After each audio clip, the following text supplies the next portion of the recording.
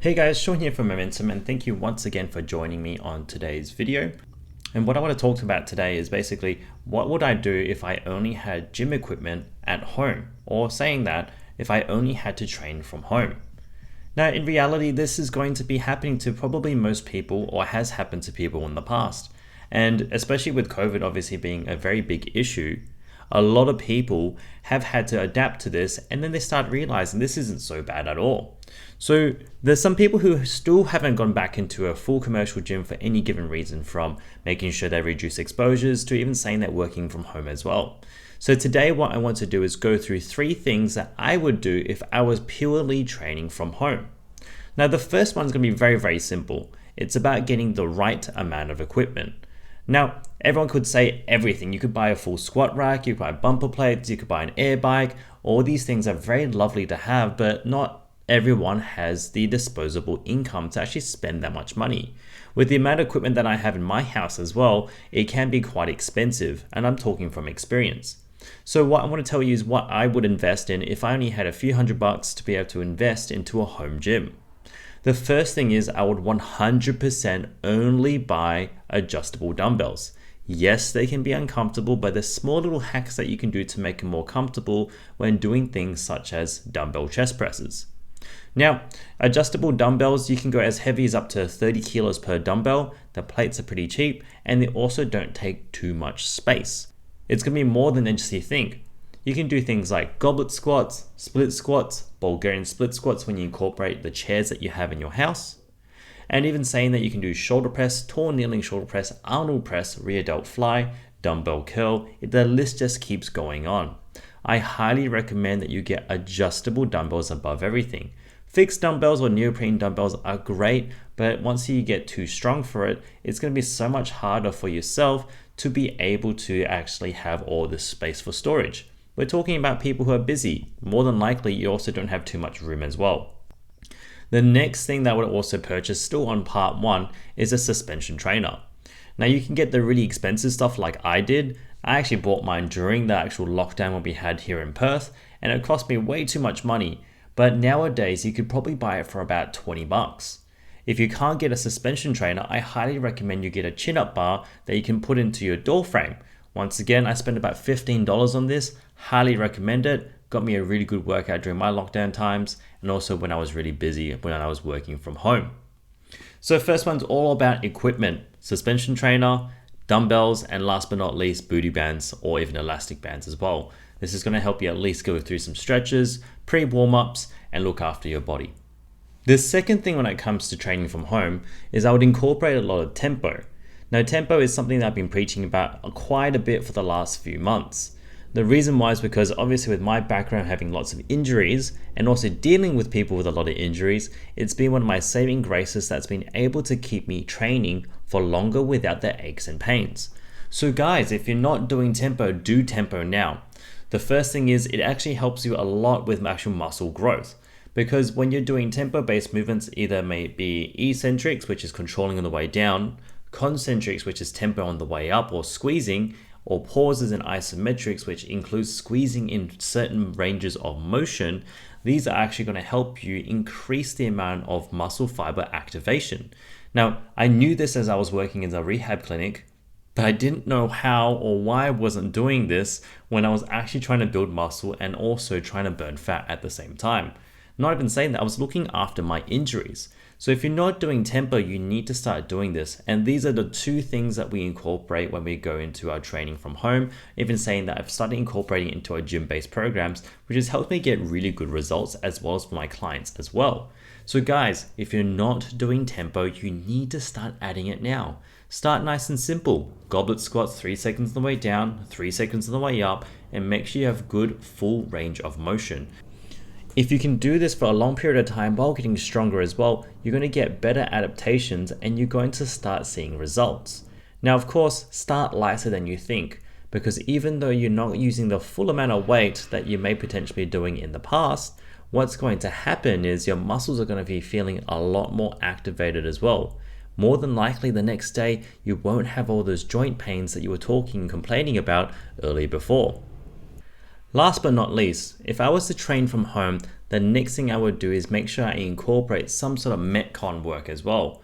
Now I do have an air bike, so I like to sit on the air bike and warm up and cool down and do that several times per week just to get my heart flow going. I also take 10,000 steps just to make sure that I'm not sitting down all the time. Believe it or not, guys, I do not get paid to actually train. I get paid to help people train. So I need to look after myself as a general office worker and business owner as well. So for everyone else out there, if you want to be able to get some work in, obviously get your 10,000 steps. Anyway, let's get back into the point.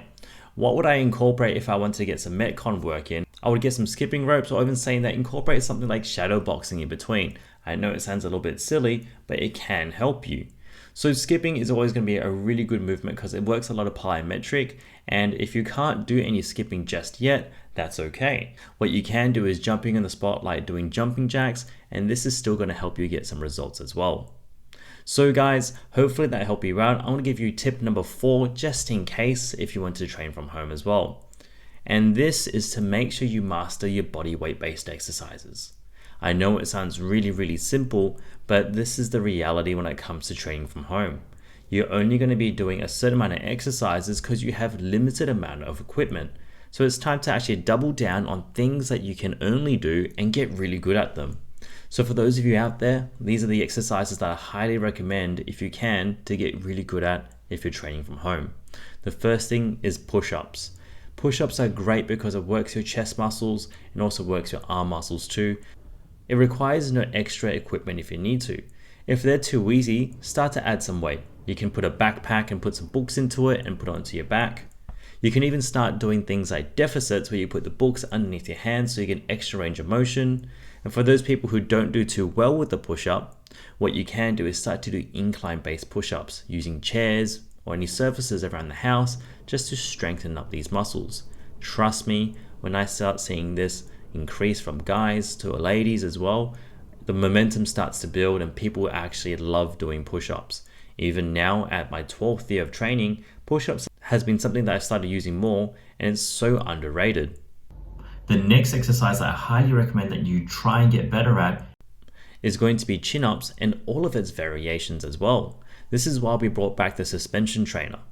The suspension trainer is a great way for you to actually strengthen up your pull-up muscles without actually having to do a pull-up itself. And just like the push-up, we're now just reversing it. It's called an incline pull-up or high suspension row. I highly recommend that you start to incorporate this, even if you squeeze it at the top, and once again, implementing tempo if you can't get the motion, but squeeze those muscles as slow as you can on the way down. Now, if you want more information on how to get your first chin up, I highly recommend you click this video over here or go into my playlists and you can start to see how to get your first chin up. The reason why this is such a great exercise is because it works all those back muscles that you potentially are getting very weak from because you're doing too many push-ups. So start to balance those out. Now, last but not least, the last exercise that I would highly recommend as a body weight based exercise, and I know it sounds really odd for me to say this, is actually the crunch. Now, I know that everyone's going to start thinking, the crunch, Sean, what are you talking about? I've never really started training abs until my 12th year of training. I did it when I first started, and it's not going to be a great exercise that's going to burn a lot of calories and burn the excess fat around your stomach.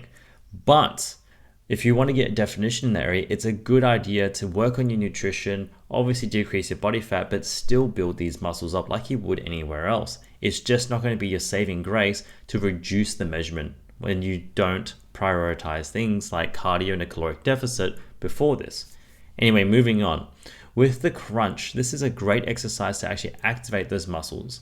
And this is what I'm going to teach you how I've started doing this in the last few weeks. When I do my crunch, I like to go all the way up and hold it for 3 to 5 seconds. Hold it and squeeze as hard as you can. Actually try and start feeling the muscle as opposed to just trying to do 200 reps in 10 seconds. It's not going to be great. More than likely, you're just using your hip flexors and your lower back. So guys, hopefully that was helpful to you. I just want to give some information to the people out there who will be busy and only need to train from home or can't get to a gym for any given reason. As we live in the world right now, it's going to be a common thing where people may try to reduce the amount of exposure that they have, so hopefully these 4 tips will help you out. Now for everyone out there, if you want to try one of my free home programs, just let me know. Go down into the description box below and you click the link and you can download it and see if you like it. Try the first week on me. If you love it, you can purchase the whole 12-week program and you can check the link out for that. Guys, thank you so much for tuning into my YouTube channel, and I hope you guys have a great day. I just want to help people out there build momentum. So if you feel like someone would benefit from this, just share it with them right now. If you like this video, give us a thumbs up, and if you have a question, comment down below as well. Guys, thank you so much. Take care and keep building momentum.